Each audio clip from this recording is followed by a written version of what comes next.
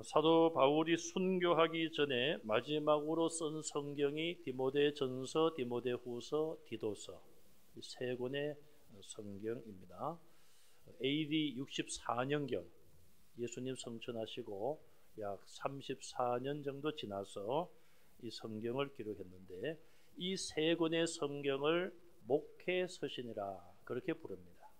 그 이유는 이 성경을 받은 디모데와 디도가 지금으로 말하면 목회자였기 때문에 그렇고, 또 성경의 내용을 보더라도 교회의 목회에 대한 부분들, 교회 직분자에 대한 그런 내용들이 많이 있기 때문에 목회 서신으로 그렇게 부릅니다.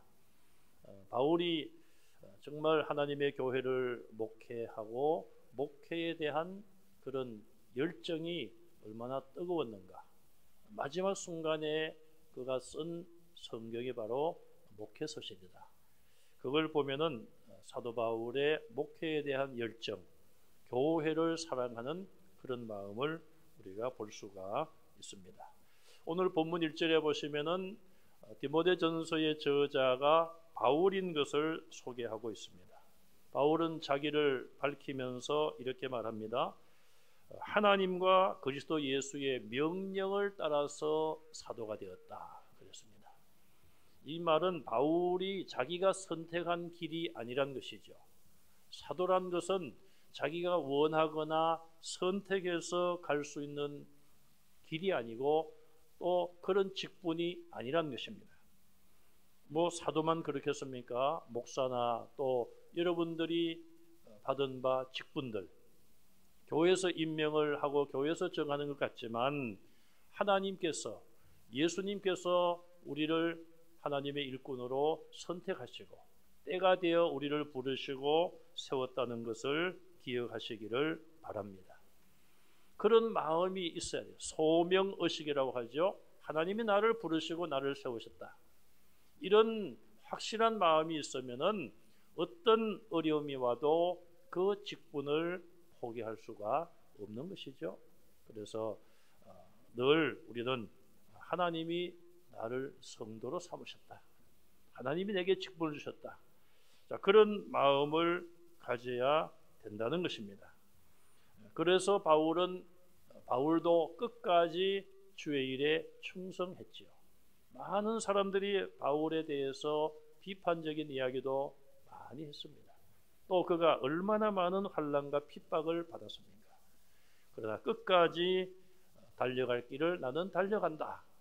그런 마음으로 그 직분을 감당을 했고, 그가 성경에 기록을 하면서도 하나님의 명령과 그리스도 예수의 명령으로 사도가 된 것을 분명히 밝히고 있습니다. 2절에 보시면 이 성경을 받는 사람이 디모데임을 밝히는데, 디모데를 소개하면서 믿음 안에서 참 아들 된 디모데라 그렇게 말합니다. 바울은 독신자였고 결혼을 하지 않았습니다. 그럼에도 불구하고 오늘 본문에서 디모데를 향하여 참 아들이다, 혈통으로 낳은 아들이 아니라 믿음 안에서 영적인 아들임을 말해주고 있는 것이죠. 자녀를 잉태하고 출산의 고통이 있고 또 양육하는 데 많은 수고가 있습니다. 육신의 자녀보다도 영적인 자녀는 어떻게 보면은 그보다도 더 큰 수고와 노고가 필요한 것임을 우리는 알아야 합니다. 그래서 사도 바울은 믿음 안에서 참 아들 디모데를 낳아서 양육했다. 그렇게 볼 수가 있습니다. 이 믿음의 아들에게 바울은 은혜와 긍휼과 평강이 있기를 축복하고 있습니다.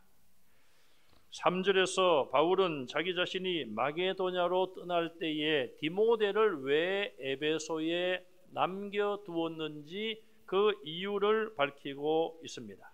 그 이유는 어떤 사람에게 명하여 다른 교훈을 가르치지 말며, 어떤 사람이라고 하면은 아마도 교회의, 에베소 교회의 지도급으로 생각할 수가 있습니다. 성경을 가르치는 교사, 디모데가 바울에게 받은 이 성경을 읽고 볼 때에 사도 바울이 나를 에베소에 떨어뜨려 준 이유가 무엇인가? 왜 같이 동행하게 하지 않고 왜 나를 에베소에 두고 가셨는가? 그 목적을 다시 한번 그가 알게 된 것이죠. 나로 하여금 교회의 지도층, 교사들에게 다른 교훈을 성도들에게 가르치지 말라고 나를 그 책임을 맡겨서 두고 가셨다. 그것이 바울이 에베소에 디모데를 두고 간 목적이라고 본문에서 밝히고 있습니다. 자, 여기 3절에 보시면 다른 교훈을 가르치지 말라. 다른 교훈이란 말이 나옵니다. 이것을 갈라디아서 1장 6절에 가서 한번 보겠습니다. 앞으로 좀 넘어가서요. 앞으로 에베소서 앞에 갈라디아서가 있습니다. 302쪽에 갈라디아서 1장 6절입니다. 302페이지 한번 찾으셨으면 같이 한번 읽겠습니다. 시작. 그리스도의 은혜로 너희를 부르신 이를 이같이 속히 떠나 다른 복음을 따르는 것을 내가 이상하게 여기노라. 자, 여기 그리스도의 은혜로 너희를 부르신 이를, 예수 그리스도의 은혜, 십자가의 대속의 은혜겠죠. 예수님이 피 흘려 우리를 대속하셨고 예수님을 믿음으로 구원받는데 그 은혜로 너희를 부르신 이를, 성부 하나님일 수도 있고 성령 하나님일 수도 있습니다. 자, 하나님께서 너희를 그리스도의 은혜로 부르셨는데 그 하나님을 이같이 속히 떠나, 이같이 속히 떠났다. 이 말은 이미 이 성경을 받는 갈라디아 교회 그 안에 성도들 중에 이단들의 꾀임을 받고 유혹을 받고 속히 떠난 그런 사례들이 벌써 있었다는 것을 알 수 있습니다. 이렇게 빨리 떠나서 다른 복음을 따라가는 것을 나는 이상하게 여긴다. 어떻게 그럴 수 있냐 이 말이죠.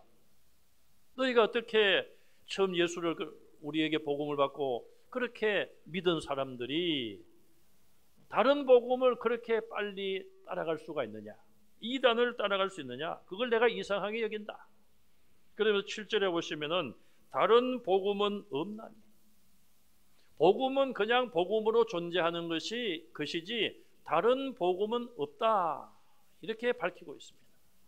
여기 복음을 우리는 예수 그리스도로 대입을 할 수 있습니다. 오늘 우리가 본문 마지막에도 나오겠습니다마는 복음은 결국 예수 그리스도예요. 너희가 예수님을 그렇게 빨리 떠나서 다른 데로 이단을 쫓아가던데 정말 그거 이상하다. 나는 이해할 수 없다.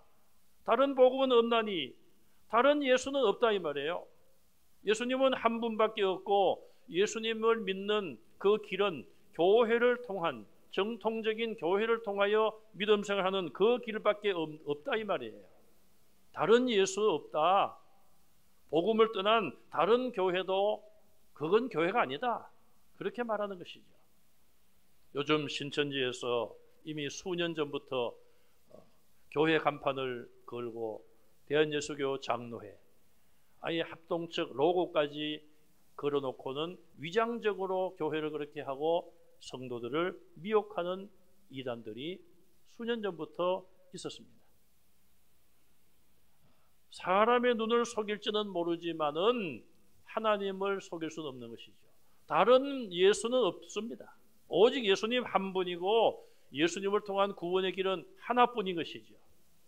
이단들이 위장을 하고 그렇게 교회를 세우고 사람들을 유혹하지만 결국 그들은 마지막에 가서 이단의 교주를 가르칠 수밖에 없는 것이죠. 이단의 교주는 예수님이 될 수가 없는 것이죠. 자, 이처럼 갈라디아서에서는 다른 복음이라고 아예 그렇게 못을 받고 있습니다. 다시 본문으로 돌아오겠습니다. 자, 이 다른 복음은 다른 표현으로 하면은 다른 의견, 우리가 찾아본 또 다른 교훈, 또 다른 복음, 이것에 반대되는 것은 바른 교훈이요, 또 바른 복음이요, 바른 의견, 정통적인 신학 의견, 그렇게 말할 수가 있겠습니다. 그러면 그 당시에 다른 교훈을 가르치지 말라고 했는데 다른 교훈은 무엇인가? 첫째는 율법주의입니다. 이건 유대교에서 나온 것이죠. 유대인들이 구약의 율법을 열심히 잘 지키면 하나님께 의인으로 인정받을 수 있고 구원받을 수 있다. 이런 잘못된 생각에 빠져 있는 것이 율법주의입니다. 자, 그러면 하나님께서 왜 율법을 주셨는가? 그것을 잘못 오해했기 때문에 율법을 잘 지키면은 죄를 용서받을 수 있고 의인 될 수 있고 구원받을 수 있다. 이것은 하나님이 율법을 주신 목적과 이유를 잘못 알기 때문에 그런 율법주의라는 잘못된 어떤 주장을 하고 있는 것입니다. 하나님이 왜 율법을 주셨는지를 보겠습니다. 9절 말씀해 보시면 알 것은 이것이니 율법은 옳은 사람을 위하여 세운 것이 아니요. 율법은 하나님이 주신 양심을 따라서 하나님 기뻐하신 모습대로 욥처럼 의롭게 살아가는 바른 길을 걸어가는 그런 사람을 위하여 주신 것이 아니라, 다시 말하면은 죄인들을 위하여 무엇이 죄인지를 깨닫게 하려고 주신 것이 율법인 것을 말씀하고 있습니다. 그래서 9절에 보면은 왜 이런 율법을 주셨는가, 어떤 사람들을 위해서 주셨는지를 이야기하고 있죠. 거기 9절에 보시면은 먼저 죄에 대한 특징을 이야기를 합니다. 첫째로 오직 불법한 자, 법을 어기는 자들이죠. 그들을 위하여 율법을 주셨다는 거예요. 왜? 법을 어기는 자들이 내가 지금 한 행동이 하나님의 말씀을 어긴 것이다 깨닫게 하기 위해서는 기준이 있어야 되는데 그 기준이 바로 하나님이 주신 율법인 것이죠. 두 번째, 복종하지 않는 자, 불복종자예요. 하나님의 말씀대로 복종하지 않는 것이 무엇인지를 알게 하려고 율법을 주셨다는 것입니다. 세 번째, 경건하지 아니한 자. 하나님은 우리의 경건을 원하고 계십니다. 가장 경건하신 하나님으로 우리가 말할 수 있는데, 하나님을 닮아서 경건한 삶을 살아야 될 텐데 불경건한 삶을 사는 자들, 그들을 위하여 율법을 주셨고, 그 다음에 죄인, 모든 죄를 통괄하는 것을 말하죠. 어떤 죄든지 죄를 범하는 자들, 그 다음에 거룩하지 아니한 자. 어떻게 하는 것이 하나님의 거룩에서 이탈된 것인가, 어떻게 사는 것이 부정하게 사는 것임을 깨닫게 하는 것이죠. 그 다음에 망령된 자, 여호와 이름을 망령되이 일컫지 말라. 자, 이 망령된 삶을 사는 자들에게 그것을 깨닫게 하려고, 이것들이 모든 그 죄의 특징들을 이야기하고 있습니다. 그 다음에 이어서 나오는 것들은 죄목을 말하고 있어요. 구체적인 죄목이 뭐냐? 아버지를 죽이는 자, 어머니를 죽이는 자, 부모를 살해하는 자. 참 놀라운 것은 성경을 보면요, 벌써 부모를 죽이는 이런 죄에 대해서 약 지금부터 1900여 년 전에 성경에 기록을 하고 있어요. 또 구약 성경에도 이미 기록을 하고 있어요. 그러면 이미 수천 년 전에 구약 시대에 이스라엘 백성들이 살고 있던 그 시대에도 부모를 해치는 그런 죄들이 있었다는 것을 말해주고 있어요. 요즘도 그런 일들이 일어나죠. 그것이 새로운 것이 아니에요. 해 아래 새 것이 없다고 그랬는데, 인간이 범하는 죄도 역시 해 아래 새로운 죄가 없는 거예요. 그 죄가 좀 더 과학화되고 현실에 맞게 그렇게 죄도 이렇게 발전하는 것이지, 근본적으로 보면은 같은 죄들이 이미 옛날에도 있었어요. 그 다음에 살인하는 자 그랬습니다. 여기 부모를 죽이는 자와 살인하는 자를 구분을 해놨습니다. 그 다음에 음행하는 자, 음행이 왜 죄인지를 알게 하려고 하나님이 율법을 주셨다는 것이죠.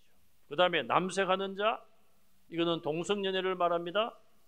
인신매매를 하는 자, 인신매매도 벌써 그 옛날에 있었다는 것이죠. 그 다음에 거짓말하는 자, 거짓 맹세하는 자, 법정에 서서 나는 양심을 따라 뭐 이렇게 증언을 하며 거짓 증언을 할 경우에는 처벌을 받을 것을 선서합니다. 요즘 청문회 때도 뭐 그런 선서 비슷한 것을 하죠. 자, 과연 그렇게 선서하고 다 진실만을 이야기하는가? 어쨌든 거짓말하고 거짓 맹세하는 자, 그리고 기타 바른 교훈을 거스르는 자, 나머지 죄목들, 인간의 죄가 얼마나 많습니까?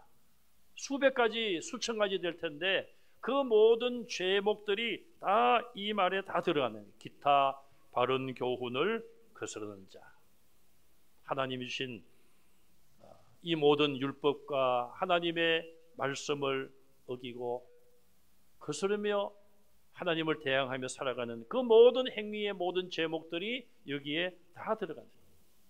이렇게 바울이 여기 율법을 누구에게 주었는가 이걸 밝히는 이유는 율법을 주신 목적이 무엇인지를 말해주고 있는 거예요.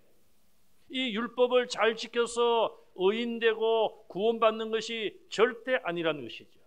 율법주의자는 잘못된 것임을 우리가 알 수 있어요. 그 당시 또 다른 교훈, 다른 복음 두 번째 종류는 영지주의라는 거였습니다.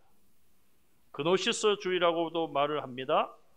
이건 이방인들에 의해서 만들어진 것인데 그들은 주장하기를 물질은 악하고 영은 선하다.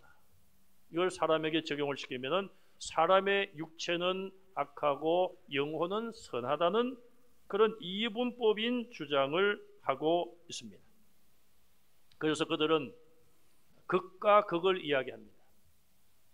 인간의 육체는 악하기 때문에 절대적으로 경건하게 살아야 된다. 그렇게 주장을 하기도 하고 정반대로 아니다.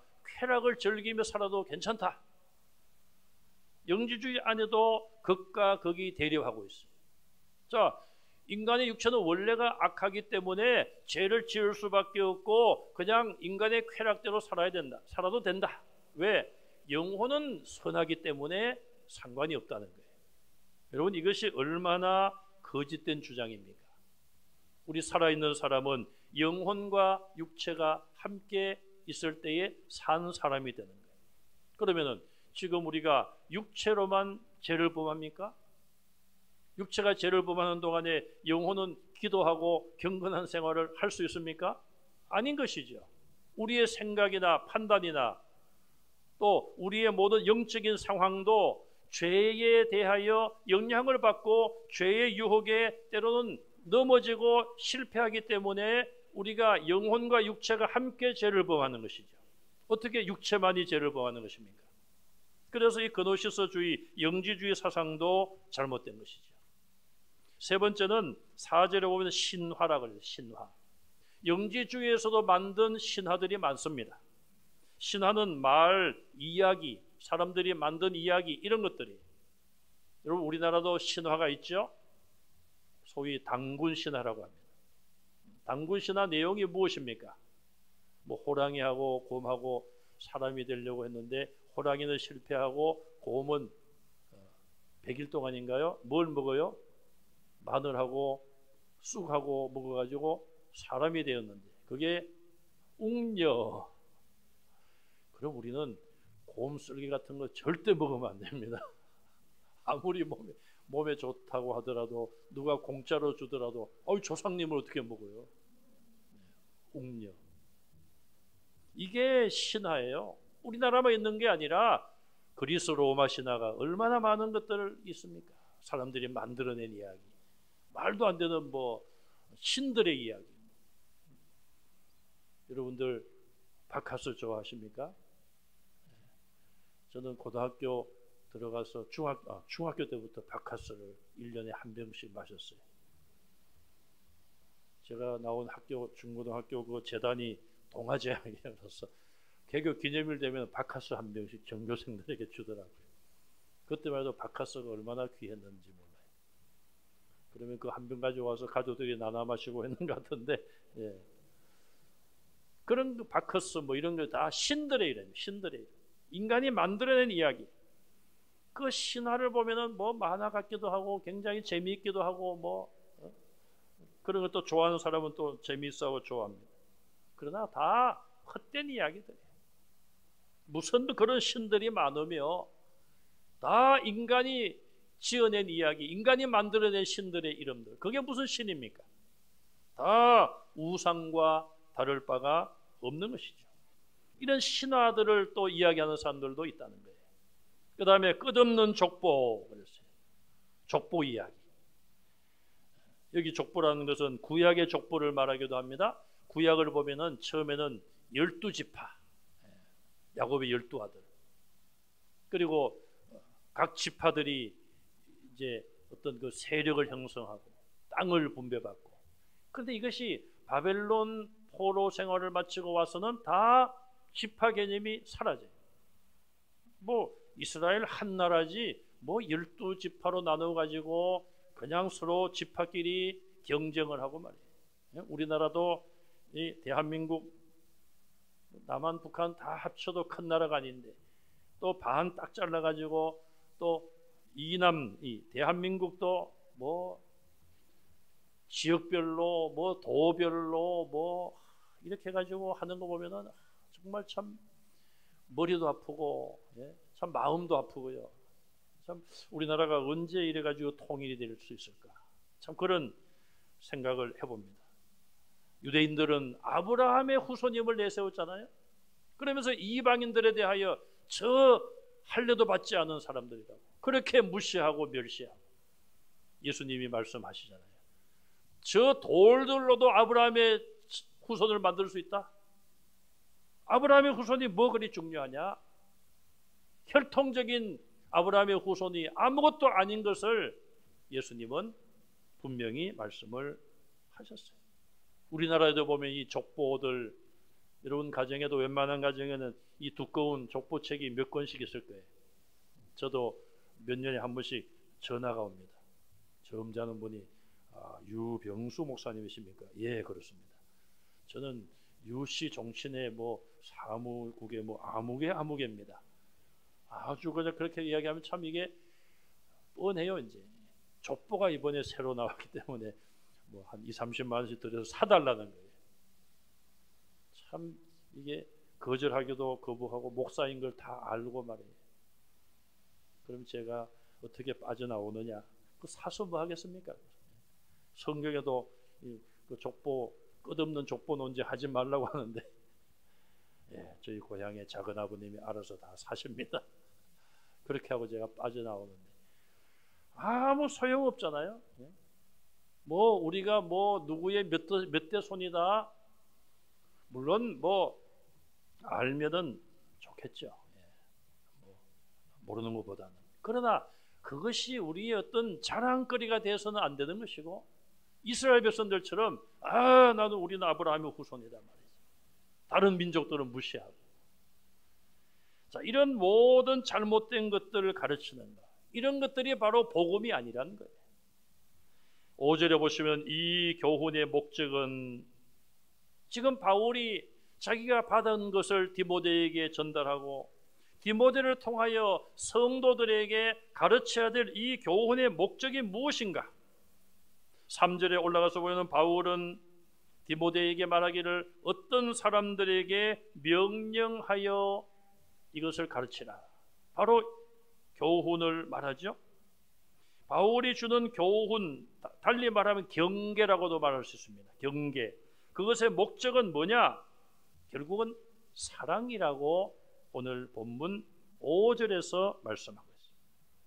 이 사랑은 어디에서 나오는 것인가? 첫째는 청결한 마음에서 나옵니다. 깨끗한 마음. 두 번째, 선한 양심에서 나온다. 착한 양심에서. 세 번째, 거짓이 없는 믿음에서 나오는 사랑이다. 사랑도 그냥 사랑이 아닙니다.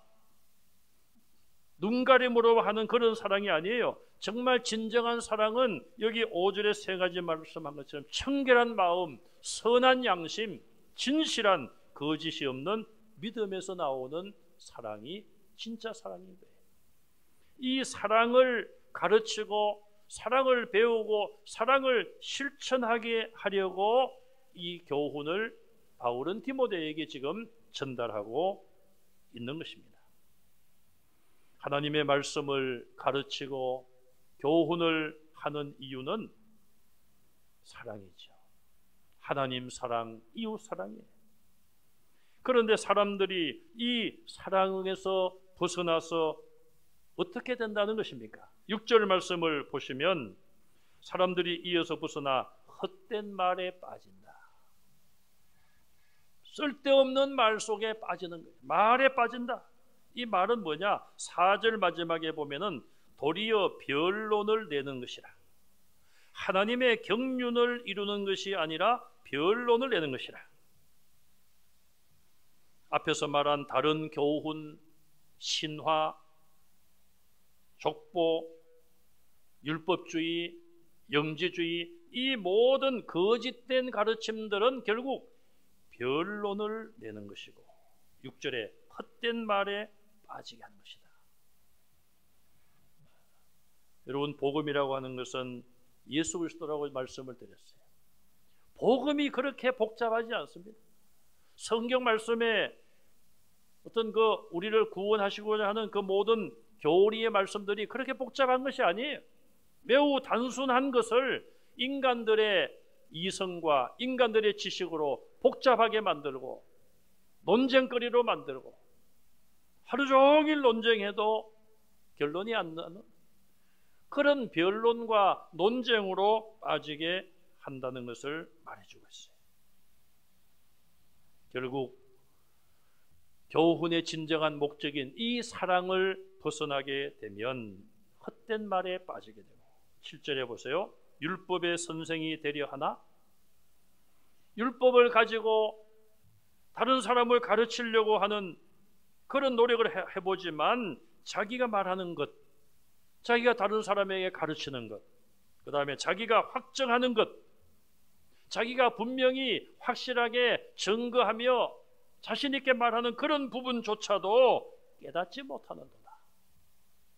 얼마나 이것이 참 헛된 일임을 지적하고 있습니다. 자기가 말하고 자기가 확정하는 것도 깨닫지 못한다. 여러분, 욥기서를 보시면은 이게 무슨 말인지를 알 수 있어요. 욥이 어려움을 당하자 3명의 친구가 찾아가지 않습니까? 처음에는 가서 일주일 동안 같이 옆에서 금식하며 욥의 슬픔에 동참하고 있습니다. 시간이 지나자 한 명씩 욥에게 이야기를 합니다. 자기들 딴에는 욥을 위한다고 한 말이지만은 욥의 상처난 마음을 더 긁어내는 그런 말을 하잖아요. 그 중에 한 말이 내가 당신이라면은 내가 이 정도 되면은 내가 철저하게 하나님께 내 죄를 회개하겠다. 이거는 자기를 가지고 이야기를 하지만은 사실은 달리 말하면 무슨 얘기입니까? 야, 욥 너 죄가 많으니까 빨리 회개해. 그거 아니겠어요? 그런 말을 들은 욥은 또 가만히 있지 않잖아요. 자기가 죄 없음을 이야기하고 친구 3명이 돌아가면서 욥에게 말을 꺼내면은 욥은 또 그 말을 한참 듣고 있다가 또 오랫동안 거기에 대한 반론을 제기합니다. 그래서 욥기서를 여러분들이 보시면은 굉장히 참 성경 읽기가 쉽지 않아요. 이게 무슨 사건도 아니고 욥과 친구들의 대화가 그냥 대부분을 차지하는 거예요. 그래서 욥은 자기도 모르게 그런 변론 속에 들어가는 거예요. 자꾸 이야기를 하다 보니까 나중에는 오늘 여기 말씀처럼 자기가 지금 무슨 말을 하고 있는지도 모르면서 대화로 말로 싸우는 거예요, 친구와. 그래서 욥기서 마지막 장에 가서 보면은 욥이 하나님 앞에 회개합니다. 어떻게 회개합니까? 하나님, 제가 알지도 못하는 말을 했습니다. 바로 오늘 본문 말씀과 똑같은 이야기죠. 깨닫지 못하는 말을 이야기하고 논쟁 속에 빠져들어가서 말로 친구들하고 싸우면서 결국 서로 마음을 다치고 그런 미움이 솟아나게 하고 그래서 회개했어요, 욥이. 하나님께서 욥의 친구들에 대해서도 벌을 내리려고 하시다가 욥 네가 그들을 위해서 제사를 드리라. 그러면 그의 죄들을 용서해 주겠다. 욥이 그들을 위해서 제사하며 그들을 위해서 기도할 때에 하나님께서 욥의 친구들의 죄도 용서해 주셨어요. 결국 욥과 욥의 친구들이 한 모든 말들이 잘못된 것임을 말해주고 있습니다. 오늘 여기도 거짓된 교사들은 그런 인간의 쓸데없는 변론, 쓸데없는 논쟁, 거기 빠질 수밖에 없다는 것을 말해주고 있습니다. 자, 이렇게 율법을 하나님이 주신 목적이 무엇인가? 그걸 잘 모르기 때문에 사람들은 율법주의도 만들고 그런 잘못을 범했음을 오늘 본문에서 밝히고 있습니다. 잠언서를 보면은 인간의 그 말에 대한 경고가 굉장히 많습니다. 이단들도 결국 무엇이 문제인가? 이단들이 무슨 비유를 해석하고 또 예언서, 특히 다니엘서라든지 요한계시록 이런 묵시록 같은 것을 여러 가지로 해석을 하는데 결국 인간의 헛된 주장과 말들이 이단들에게는 꽉 차 있는 것이죠. 제가 말씀드린 것처럼 구원의 도는 그렇게 복잡한 것이 아닙니다. 복음은 단순한 거예요. 그런데 이것을 사람들이 자기들이 복잡하게 만들고 논쟁거리로 만들고 많은 잘못된 말들을, 주장들을 쏟아놓고 있는 것이죠. 그것이 바로 이단인 것이죠. 제가 수년 전에 잠언을 수요 예배 때 말씀을 나누면서 우리가 생각하는 것보다도 훨씬 많이 성경은 우리에게 말에 대하여 조심하고 주의할 것을 경고한다고 말씀을 드렸어요. 잠언을 읽어보십시오. 매 장마다 몇 절 건너서 말에 대한 그런 교훈이 나오고 있습니다. 그래서 제가 그런 말을 드렸습니다. 우리가 말을 하되 세 가지 말만 합시다. 첫째는 필요한 말은 합시다. 어떤 분들은 필요한 말인데도 안 하는 분들이 있잖아요. 너무 답답하잖아요. 아유, 아프면 아프다고 좀 하시고, 예, 뭐 좀 말씀을 하시면 좋을 텐데 너무 말이 없는 분들은 필요한 말씀도 안 하시면 안 돼요. 필요한 말씀은 하셔야 돼요. 두 번째, 유익한 말씀을 하셔야 돼요. 내가 이 말을 해서 과연 듣는 자에게 유익을 줄 수 있을까? 내가 이 말을 저 사람에 대한 이런 말을 어디서 들었는데 이 말을 저 사람에게 전해주면은 과연 유익할까? 아니면 저 사람이 화를 내고 시험에 들까? 생각을 해보면은 판단에 설 수 있습니다. 그래서 유익하다면은 해야 돼요. 세 번째, 진실한 말을 하자고 했어요. 사실 그대로 진실한 말, 거짓이 없는. 자, 바울은 결론적으로 본문 11절에서 자기가 기록한 이 교훈에 대하여 결론적인 말씀을 합니다. 11절에 보시면 이 교훈은 내게 맡기신 바, 바울에게 주님이 맡겨주셨고 또 자기의 선배 사도들을 통하여 바울이 처음에는 배웠겠죠. 어쨌든 출발은 예수 그리스도이십니다. 주님께로부터 내가 이 교훈을 맡았다. 그걸 말하고 있어요. 맡은 자에게 구할 것은 충성이고 전해 받은 자가 또 해야 될 일은 다른 충실한 자에게 전해주는 것이죠. 그 다음에 복되신 하나님의 영광의 복음을 설명하면서 복되신 하나님의 영광의 복음이라, 이렇게 복음을 가장 귀한 것으로 설명하고 있습니다. 그것을 따릅니다. 내가 복음을 따르기 때문에 이런 교훈을 남긴다, 이렇게 말하고 있습니다. 우리는 바울이 성경에 밝힌 것처럼 자신이 맡았고 자신이 받은 것, 어느 개인이 준 것이 아니지 않습니까? 오늘날 이단들은 이단의 교주들은 자기들이 뭘 진리라고 만들어서 사람들에게 전달하고 가르치는데 그것은 주님께로부터 받은 것이 아닙니다. 우리는 먼저 나 자신을 돌아보고 내가 하나님의 이 복음, 성경 말씀대로 내가 믿고 이 말씀을 지키고 있는가, 이 말씀대로 가르치고 있는가, 우리 자신들을 돌아보시고 다시 한번 하나님의 말씀 앞에 우리가 겸손히 서야 되겠고, 또 우리의 자녀들과 교회에서 자라나고 있는 우리 후세들에게 오직 성경만을 가르칠 수 있는 여러분들이 다 되시기를 주님의 이름으로 축원합니다.